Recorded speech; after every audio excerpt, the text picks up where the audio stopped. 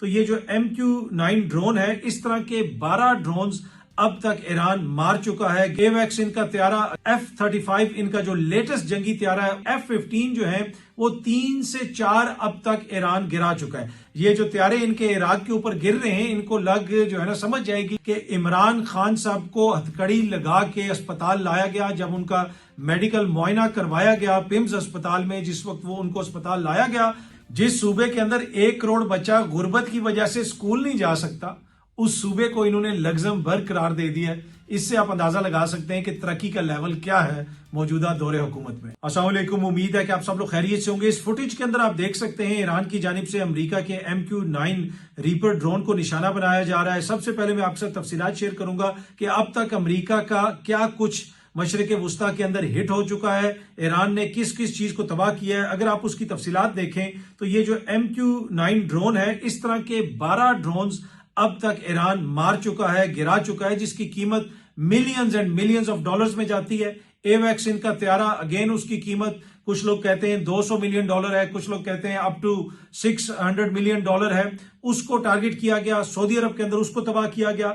F-35 इनका जो latest जंगी त्यारा है, उसकी कीमत भी हंड्रेड्स ऑफ मिलियंस में जाती है, उसको टारगेट किया गया। उसकी भी इसी तरह की बाकायदा फुटेज जारी की गई ईरान की जानिब से। फिर अगर आप इनके F-15 त्यारे देख लें, वो भी जदीद त्यारे हैं। F-15 जो है वो 3 से 4 अब तक ईरान गिरा चुका है। 3 इनके त्यारे गिरे थे कुवैत के अंदर, जिसके हवाले से इन्होंने कहा कि फ्रेंडली फायर हो गया, फ्रेंडली फायर हो गया। I don't know friendly fire कहां से हुआ। उसके हवाले से ये कहा जाता है, सोर्सेज ये बताती हैं कि ये इराक और कुवैत के बॉर्डर के करीब थे, और इराक के अंदर जो ऐसे ग्रुप हैं जो ईरान के साथ हैं, उनके पास कोई एयर डिफेंस का ऐसा इक्विपमेंट है, यानी ऐसे कोई मिसाइल वगैरह हैं छोटे, जिनके जरिए इनको टारगेट किया गया और ये गिरे। और अब एक और जो F-15 की फुटेज आई थी, वो ये बताया जा रहा है कि वो भी कहीं स्ट्रेट ऑफ हॉर्मुज के ऊपर उसको टारगेट किया गया। तो 4 के करीब इनके F-15 हिट हो चुके हैं। इसी तरह इनका जो थर्ड एयर डिफेंस सिस्टम था, उसको टारगेट किया गया। जॉर्डन के अंदर इनके एयर डिफेंस सिस्टम को टारगेट किया गया, कतर के अंदर, बहरीन के अंदर, सऊदी अरब के अंदर। इसी तरह इनके जो रीफ्यूलिंग जहाज थे KC-135, वो तकरीबन अब तक बताया जा रहा है कि 7 के करीब जो है गिराए जा चुके हैं। यानी उसमें से 2 ऐसे थे जो इराक के ऊपर, वंस अगेन इराक के ऊपर उनको हादसा पेश आया।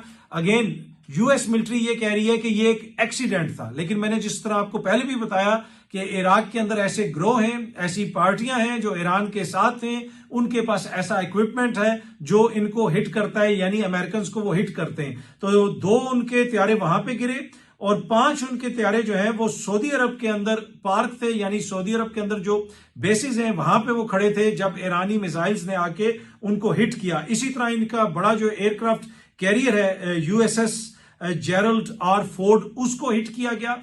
17 मुख्तलिफ एंगल्स से उसको हिट किया गया। डोनाल्ड ट्रंप ने अब इसका खुद एतराफ कर लिया है, उसको नुकसान पहुंचा, उसको आग लगी। तो ये जो नुकसान है, अगर आप सिर्फ फौजी नुकसान देखें तो ये कई बिलियन डॉलर यानी कई अरब डॉलर में चला जाता है। अच्छा, अब ये जो खित्ते के अंदर अमेरिका के बेसिस हैं, कुछ लोग ये कह रहे हैं कि जी वो बेसिस तो अमेरिका के वहां पे पुराने हैं, उनका इस जंग से किसी किस्म का कोई ताल्लुक नहीं है, तो लिहाजा आगे से अगर ईरान वहां पे रिटेलिएट करता है तो वो बात मुनासिब नहीं है, क्योंकि ये जो बेसिस है इनका तो उससे कोई ताल्लुक नहीं है। ये सामने आप देख सकते हैं, ये ट्वीट की गई है, इंफॉर्मेशन शेयर की गई है US सेंट्रल कमांड की जानिब से। जी हाँ जी, ये उनकी ऑफिशियल ट्वीट है, उनके ऑफिशियल ट्विटर हैंडल से ये ट्वीट शेयर की गई है, और जिसमें वो ये बता रहे हैं कि ये जो त्यारे हैं US आर्मी के, US एयरफोर्स के, ये मिडिल ईस्ट के अंदर जो हमारे बेसिस हैं वहां से उड़ के जाते हैं और जाके अपनी कार्रवाइयां करके वापस आते हैं। तो ये खुद इस चीज का इतराफ कर रहे हैं कि मिडिल ईस्ट में जो इनके बेसिस हैं वो इस्तेमाल हो रहे हैं ईरान के खिलाफ, वहां से त्यारे उड़ते हैं और वो जाके ईरानी टारगेट्स को हिट करते हैं। अच्छा, अगर आप टारगेट्स की बात करें तो ईरान की जानिब से इसराइल में मुसलसल टारगेट्स को हिट किया जा रहा है। ये फुटेज आप देख सकते हैं, ये उनका कोई प्लांट था जहां पे इक्विपमेंट वगैरह बनता था इसराइल के अंदर, और इसराइल की वहां पे ये जो सिविल डिफेंस के लोग हैं, जो उनकी फायर ब्रिगेड के लोग हैं, वो भी पहुंचे हुए हैं और वो खड़े होकर वहां पे इंटरव्यू वगैरह दे रहे हैं। पीछे आप देख सकते हैं कि आग लगी हुई है। उसके अलावा दीगर फुटेजेस भी वहां से आ रही हैं जिनके अंदर देखा जा सकता है कि मुख्तलिफ प्लांट्स को इसराइल के अंदर ईरान की जानिब से हिट किया गया है। ये जो फुटेज जहाज से बनाई गई है, ये UAE की फुटेज है गालबन, और वहां पे जो एल्यूमिनियम का एक प्लांट है उसको हिट किया गया अबू धाबी के अंदर, ईरान की जानिब से हिट किया गया है, क्योंकि ईरान के अंदर वहां पे स्टील के प्लांट्स को हिट किया गया था इसराइल की जानिब से, और उसके जवाब में उसने इसराइल को हिट किया। और मशरक वस्ता के जो जो ममालिक हैं जिनकी सरजमीन और जिनकी फिजा ईरान के खिलाफ इस्तेमाल हो रही है, ईरान फिर वहां पे भी इस तरह के टारगेट्स को हिट कर रहा है। ये जो फुटेज है ये अबू धाबी में जो एल्यूमिनियम का प्लांट है, बहुत बड़ा एक प्लांट है, ये उसकी फुटेज है और इसको भी टारगेट किया गया है ईरान की जानिब से। अच्छा, बीबीसी ने ये एक चीज वेरीफाई की है, क्योंकि सोशल मीडिया पे बहुत सारी फुटेजेस होती हैं और फिर उनको वेरीफाई करना पड़ता है कि ये असली फुटेज है या नहीं है। मैं देख रहा था कि एक वो AI टाइप की एक वीडियो काफी ज्यादा सर्कुलेट कर रही है पाकिस्तानी सोशल मीडिया पे, कि एक वो जा रहा है, एक ऑयल बरदार एक टैंकर जा रहा है और उसके ऊपर पाकिस्तान का झंडा लगा हुआ है और नीचे से एक कश्ती गुजर रही है, उस पर ईरान का झंडा लगा हुआ है और ऊपर एक बंदा पाकिस्तान का झंडा पकड़ के खड़ा है। और मैं देख रहा था उसको सहाफी भी शेयर कर रहे हैं, उसको बहुत सारे दीगर लोग भी शेयर कर रहे हैं, लेकिन मुझे वो AI वीडियो लगती है। लेकिन उसमें ओवरऑल सिचुएशन तो ऐसे ही है कि सिर्फ पाकिस्तान के फ्लैग वाले जो ऑयल टैंकर्स हैं वो वहां से जा सकते हैं। और इसहाक डार साहब ने उस वाले से ट्वीट भी की थी, और फिर डोनाल्ड ट्रंप साहब ने इसहाक डार साहब की जो ट्वीट है उसको उन्होंने एक तरह से रीट्वीट किया और अपने जो सोशल मीडिया है उसके ऊपर शेयर किया। Anyway, coming back to the real story, कि आपको ये सारी चीजें वेरीफाई करनी पड़ती हैं जब ये फुटेजेस सामने आती हैं। तो एक बीबीसी वेरीफाई एक पूरा एक डिपार्टमेंट है जो इस तरह की फुटेजेस को वेरीफाई करता है। ईरान के अंदर से एक फुटेज आई थी जिसमें देखा जा सकता था कि एक रेजिडेंशियल इलाके के ऊपर अमेरिकन या किसी मिसाइल ने हिट किया है। तो बीबीसी ने फिर उसको वेरीफाई किया है कि वाकई वो एक रेजिडेंशियल एरिया था और जहां पे जो है बच्चे भी थे, दीगर लोग भी थे, और अमेरिकन मिसाइल जाके वहां पे लगा और बड़ी तादाद में वहां पे सिविलियन जो शहादतें, सिविलियन जो अमवात हैं, फिर वो वहां से रिपोर्ट हुई। मशरक़ वस्ता में जारी जंग को रुकवाने के लिए हमने देखा कि 4 फरीकी वज़राए खारजा का अहम इजलास इस्लामाबाद में हुआ, जिसमें तुर्की भी मौजूद था, सऊदी अरब भी मौजूद था, इजिप्ट भी मौजूद था, पाकिस्तान तो ऑब्वियसली वैसे इसको होस्ट कर रहा था। और वहां पे इस चीज पे इतफाक हुआ कि बातचीत के जरिए इस मसले को हल करना है और बातचीत के जरिए इस मसले का हल निकालना है, क्योंकि जंग किसी के भी फायदे में नहीं। लेकिन ईरान ये कह रहा है कि वाइल ये गुफ्तगू पाकिस्तान के अंदर हो रही थी और पाकिस्तान बड़ी अच्छी एफर्ट्स कर रहा है जिसको ईरान बड़ी कदर की निगाह से देखता है, लेकिन ईरान ये कह रहा है कि अमेरिका जो है अभी प्लानिंग कर रहा है। और वॉशिंगटन पोस्ट ने भी इसको रिपोर्ट किया है कि अमेरिका ने जो ट्रुप्स भेजे हैं मशरक़ वस्ता के अंदर, तकरीबन 3 से 4 हजार एक्स्ट्रा ट्रुप्स वहां पे भेजे गए हैं। कुछ लोग ये कह रहे हैं कि ये फिगर सिर्फ मीडिया को बताई गई है, एक्चुअल जो नंबर है वो 6-7 हजार से भी ज्यादा है और ये मजीद ट्रुप्स वहां पे भेजना चाहते हैं, क्योंकि ये ईरान के अंदर लैंड इन्वेजन करना चाहते हैं, एम्फीबियस किस्म की वहां पे लैंडिंग करेंगे, यानी जो समंदर के करीब करीब एरियाज हैं उनको ये टेक ओवर करना चाहते हैं, खाद जो आइलैंड है उसको ये टेक ओवर करना चाहते हैं। और ईरान के जो पार्लियामेंट है ईरान की, उसके स्पीकर ने भी इस खदशे का इजहार किया और वो ये कह रहे हैं कि हम मुकम्मल तौर पर तैयार हैं, इनको आने दें, ये आए, हम इनसे लड़ेंगे, फिर देखेंगे कि वहां पे क्या होता है। मैंने आपको पहले भी कहा था कि खित्ते के अंदर ईरान की जो मुख्तलिफ जिसे आप कह सकते हैं सिंपथाइजर जो मुख्तलिफ ग्रुप्स हैं वो भी सारे उस तरह एक्टिवेट नहीं हुए।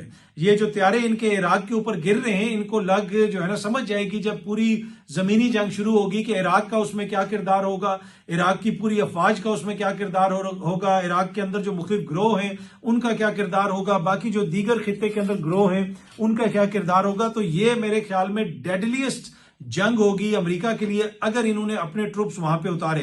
लेकिन इसी खदशे का इजहार किया जा रहा है क्योंकि नेतन्याहू और उसकी हुकूमत मसलसल अमेरिका के ऊपर दबाव डाल रही है कि भाई आप अपने ट्रुप्स वहां पे भेजें। ये हमेशा ये कहते हैं कि आप ये कर लेना तो सब कुछ ठीक हो जाएगा, ये कर लें तो सब कुछ ठीक हो जाएगा। पहले इन्होंने कहा कि हम 2 दिन बमबारी करेंगे तो हुकूमत कोलैप्स कर जाएगी। अब हालत ये है कि ये स्ट्रेट ऑफ हुर्मुज़ को भी नहीं खुलवा सकते। इससे आप अंदाजा लगा लें कि दुनिया की ताकतवर तरीन आर्मी, इनके सारे इत्तेहादी, ये मिल के भी स्ट्रेट ऑफ हुर्मुज़ को नहीं खुलवा सकते। और वहां से सिर्फ वो ऑयल टैंकर गुजर रहा है जिसको ईरान इजाजत देता है, और अभी जो है वो सिर्फ पाकिस्तानी ऑयल टैंकर्स को और 1-2 और ऑयल टैंकर्स को इजाजत मिली है वहां से गुजरने की। तो बताने का मकसद ये है कि तमाम तरह अपनी ताकत के बावजूद एक तरह से अमेरिका आपको वहां पे बेबस नजर आता है। लेकिन अब ये वहां पे उतारना चाहते हैं फौजी, और फौजी उतार के ये चाहते हैं कि उस एरिया को थोड़ा सा सिक्योर किया जाए और स्ट्रेट ऑफ हुर्मुज़ को अपने कब्जे में लिया जाए। ये इनकी खाम ख्याली है। ऐसा कभी नहीं होगा। ऐसा अगर हुआ तो फिर जो जंग है वो खित्ते के अंदर फैलेगी, और मुझे ये लगता है कि जो दीगर गल्फ स्टेट्स हैं फिर उधर तक ये जंग जाएगी और फिर काफी ज्यादा जो है वहां पे तबाही होगी। और यही चाहता है इसराइल, यही चाहता है अमेरिका तो शायद उतना ना चाहता हो, क्योंकि उसको पता है कि ग्लोबल ऑयल जो सप्लाई है वो जिस तरीके से मुतासिर हो रही है, अमेरिका की अपनी इकोनॉमी मुतासिर होगी। लेकिन इसराइल तो थ्राइव करता है कि इस तरह के केओस फैले और उसके जो अपने प्लान्स हैं पूरे मिडिल ईस्ट के हवाले से वो उनको किसी तरीके से अमली जामा पहनाए। तो अब देखते हैं जनाब कि अमेरिका के ग्राउंड ट्रूप्स वहां पे जाते हैं या नहीं जाते। आगे से ईरान की जो फौज है उन्होंने भी मुकम्मल तैयारी की हुई है। अगर जंगी तैयारी की बात करें तो नॉर्थ कोरिया के जो डियर लीडर हैं किम जोंग उन, उन्होंने जनाब वहां पे अपनी तैयारी मुकम्मल रखी हुई है और रोज वो कोई ना कोई मिसाइल टेस्ट कर देते हैं, किसी मिसाइल का इंजन टेस्ट कर देते हैं। अब उन्होंने एक इंजन को टेस्ट किया है जो मिसाइल के अंदर इस्तेमाल होगा, और ये जो मिसाइल है ये अमेरिका का जो मेन लैंड है अमेरिका तक मार करने की सलाहियत रखता है। तो किम जोंग उन ने अपनी तैयारी मुकम्मल रखी हुई है। उसने कहा है कि भाई आप जंग करें तो मीनवाइल मैं तो अपनी तैयारी मुकम्मल रखूं।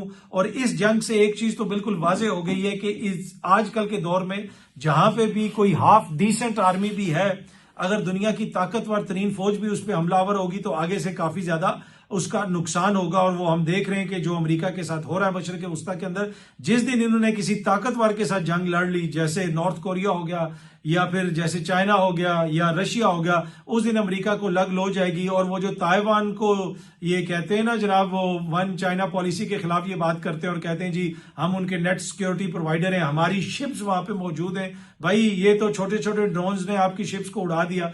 जिस दिन चाइनीज मिसाइल चलेंगे उस दिन शिप्स आपको पूरे खित्ते के अंदर जो है ना साउथ चाइना सी के अंदर भी आपको कहीं पे नजर नहीं आएंगी। तो ये जो एपिसोड हुई है सारी, मेरे ख्याल में इससे अमेरिका को इतना ज्यादा नुकसान हुआ है, इसकी जो हेजमनी है दुनिया भर के समंदरों में वो एक तरह से चैलेंज हो गई है। और अमेरिका को भी पता चल गया कि भाई जब हकीकी जंग लगती है तो फिर जो है चीजें किस भाव बिकती हैं।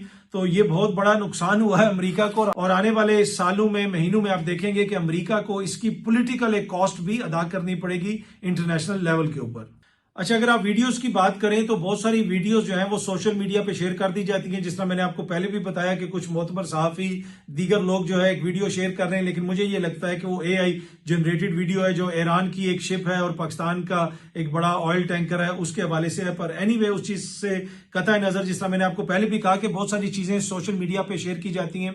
एक वीडियो सोशल मीडिया के ऊपर काफी ज्यादा वायरल है जिसमें देखा जा सकता है कि इमरान खान साहब को हथकड़ी लगा के अस्पताल लाया गया। जब उनका मेडिकल मुआयना करवाया गया पिम्स अस्पताल में, जिस वक्त वो उनको अस्पताल लाया गया तो उनको हथकड़ी लगी हुई थी। इस वीडियो के अंदर यह दिखाया गया है, लेकिन ये वीडियो फेक है और ऐसी कोई बात नहीं है। जो मुझे मुख्तलिफ जराए से जो मैंने कंफर्म किया है, हकीकत ये है कि खान साहब को लाया गया था, उनके साथ सिक्योरिटी भी थी, दीगर लोग भी थे, लेकिन खान साहब को हथकड़ी नहीं लगाई गई थी। खान साहब बड़े जिस तरह उनका शाश विशाश मूड होता है उसमें थे, बल्कि वो बड़ी खुल के बात कर रहे थे। उधर अगर पूरे उस जो एरिया था या पूरा आप थिएटर कह लें या पूरा जो कमरा था उसमें यही लग रहा था कि सिर्फ एक आजाद आदमी है जो अपनी मर्जी से जो उसके दिल में आ रहा है वो बात कर रहा है। बाकी डॉक्टर्स भी जो बेचारे एक बात करते थे उनके भी दिल में यकीनन ये होगा कि कोई ऐसी बात ना हो जाए, नौकरी ना मसला बन जाए, कोई और ना मसला खड़ा हो जाए, पता नहीं कौन देख रहा है, कौन रिकॉर्ड कर रहा है। तो एक ही बंदा वहां पे आजाद तरीके से बात कर रहा था और वो था इमरान अहमद खान न्याजी। तो इमरान खान साहब को कोई भी वहां पे हथकड़ी लगा के नहीं लाया था। इस तरह की जो वीडियो शेयर की जा रही हैं ये एआई जनरेटेड वीडियोस हैं और ये फेक वीडियोस हैं। अच्छा, अब बुशरा बीबी की आंख के हवाले से भी मेडिकल रिपोर्ट सामने आई है। पाकिस्तान तहरीक इंसाफ ने उसके ऊपर काफी ज्यादा तहफुजात का इजहार किया है कि बुशरा बीबी को मेडिकल सही सहूलतें नहीं दी जा रही। इससे पहले पाकिस्तान तहरीक इंसाफ ये भी कहती रही है कि खान साहब को भी सही सहूलतें नहीं दी जा रही, फैमिली से नहीं मिलवाया जा रहा, जाती डॉक्टर से नहीं मिलवाया जा रहा, उनकी जो लीडरशिप है उनको एक्सेस नहीं दिया जा रहा, और उसके ऊपर वो काफी ज्यादा एहतजाज भी कर रहे हैं। और अब वो ये कह रहे हैं कि जिन कंडीशंस के अंदर इनको रखा गया है उसकी वजह से बुशरा बीबी की जो सेहत है वो भी मुतासिर हो रही है।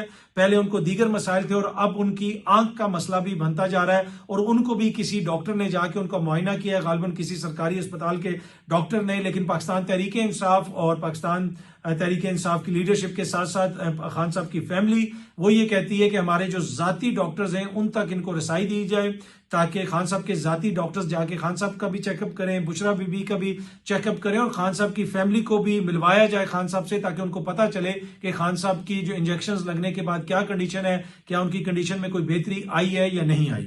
खान साहब और बुशरा बीबी आपको पता है कि पंजाब के एक जेल में है, अडयाला जेल में है, और पंजाब जो है वो दुनिया के जो अमीर तरीन ममालिक हैं उनसे भी आगे निकल चुका है। ये मैं नहीं कह रहा, ये नून लीग से वाबस्ता एक शख्सियत है, परवेज संदेला साहब। उन्होंने एक ट्वीट किया हुआ है जिसमें कोई उन्होंने वीडियो वगैरह बनाई भी है, और पीछे आप उसमें बसें वगैरह भी चलती हुई देख सकते हैं, जिसमें उन्होंने ये लिखा है अपनी ट्वीट में, ये दुनिया का अमीर तरीन मुल्क लग्जमबर्ग है, बैंकिंग और फाइनेंस में कमाल महारत रखता है, वो अपने शहरियों को मुफ्त ट्रांसपोर्ट दे रहा है, और वही सहूलतें मरियम नवाज पंजाब में अवाम को दे रही हैं। यानी मरियम नवाज ने पंजाब को लग्जमबर्ग बना दिया। अब ये दानिश्वरी का लेवल चेक करें, बड़ी जबरदस्त उन्होंने बात की कि पंजाब को लग्जमबर्ग बना दिया है मरियम नवाज ने। अगर आप पंजाब की बात करें तो सिर्फ अगर आप चाइल्ड मोर्टेलिटी का रेट देख लें, यानी जब बच्चा पैदा हो रहा होता है और 5 साल से कम उम्र कितने बच्चे पंजाब में मर जाते हैं, और लग्जमबर्ग में क्या सिचुएशन है। अब ये जो लग्जमबर्ग में फ्री, पीछे ये कह रहे हैं कि जी ट्रांसपोर्ट की सहूलतें दी जा रही हैं, क्या आपको पता है कि लग्जमबर्ग जो है एक पार्लिमानी जो है बादशाह है, वहां पे मोनिकी भी है, लेकिन निजाम वहां पे पार्लिमानी है, एक वजीर आजम भी होता है, लेकिन किसी बस के ऊपर इन्होंने ये नहीं दिखाया कि वहां के बादशाह की तस्वीर भी अगर लगी हो। पंजाब में तो किसी को जूस का डब्बा देते हैं तो उसके ऊपर भी तस्वीर लगी होती है। पंजाब के अंदर जो हालत है, पंजाब में इस वक्त जो है पाकिस्तान के अंदर सबसे ज्यादा जो बच्चे हैं वो स्कूल से बाहर हैं। तकरीबन 1 करोड़ बच्चा ऐसा है जिनके वालिदैन अफोर्ड ही नहीं कर सकते कि वो अपने बच्चों को स्कूल भेजें, और ये कह रहे हैं कि पंजाब जो है वो लग्जमबर्ग बन गया। मतलब कि कोई बयानियां बनाने की भी कोई, जिसे कहते हैं ना, कोई हद होती है, कोई उसमें अकल होती है, कोई उसमें मंतक होती है, कोई उसमें लॉजिक होता है। आप पंजाब को और लग्जमबर्ग को मिला रहे हैं। लग्जमबर्ग में पिछले दिनों मैंने खबर पड़ी थी कि वहां पे कोई 70-71 साल एक आदमी जो कहीं प्रिजन के अंदर उसकी कोई डेथ हो गई किसी जगह पे पुलिस कस्टडी के अंदर, उसके ऊपर पूरी वहां पे इंक्वायरी खुली हुई है, पूरा मसला बना हुआ है, हुकूमत पूरी हिली हुई है। यहाँ पे पंजाब के अंदर पंजाब पुलिस ने, सीसीडी ने 1 साल से कम अरसे के अंदर कोई 900 बंदा मार दिया। अल जजीरा उसको रिपोर्ट कर रहा है, पाकिस्तानी मीडिया उसको रिपोर्ट कर रहा है। वो पूछ रहे हैं कि भाई ये पंजाब में हो रहा क्या है कि चंद माह के अंदर सीसीडी ने कई 100 बंदा मार दिया। तो पंजाब को ये लग्जमबर्ग से मिला रहे हैं, तो इससे आप अंदाजा लगाएं कि पंजाब में कितनी ज्यादा तरक्की हो गई है। और ये जो बयानिया होता है ना, इसको बनाने के लिए सिर्फ ये नहीं होता कि आप किसी से भी मिला दें कि इसको नेल्सन मंडेला से मिला दें, उसको इस चीज से मिला दें, ऐसे नहीं बनता। ग्राउंड पे क्या रियलिटी है, जिस सूबे के अंदर जो है लोग जो है 2 वक्त की रोटी के लिए तरस रहे हो, और ये मेरी कोई रिपोर्ट नहीं है, बहुत सारी ऐसी रिपोर्ट्स हैं कि पंजाब के अंदर ऐसे खानदान हैं जिनको इस वक्त जो रोटी के लाले पड़े हुए, और इसी वजह से पंजाब हुकूमत जो है वो रमजान के अंदर रमजान पैकेज देती है गरीब लोगों को दीगर जो है बहुत सारी सहूलतें वो कहते हैं हम दे रहे हैं। क्यों दे रहे हैं? क्योंकि भाई वो लग्जमबर्ग में नहीं रहते। जिस सूबे के अंदर 1 करोड़ बच्चा गुर्बत की वजह से स्कूल नहीं जा सकता, उस सूबे को इन्होंने लग्जमबर्ग करार दे दिया है। इससे आप अंदाजा लगा सकते हैं कि तरक्की का लेवल क्या है मौजूदा दौरे हुकूमत में। बहुत जल्दी आप सब दोस्तों से दोबारा मुलाकात होगी। Thank you very much.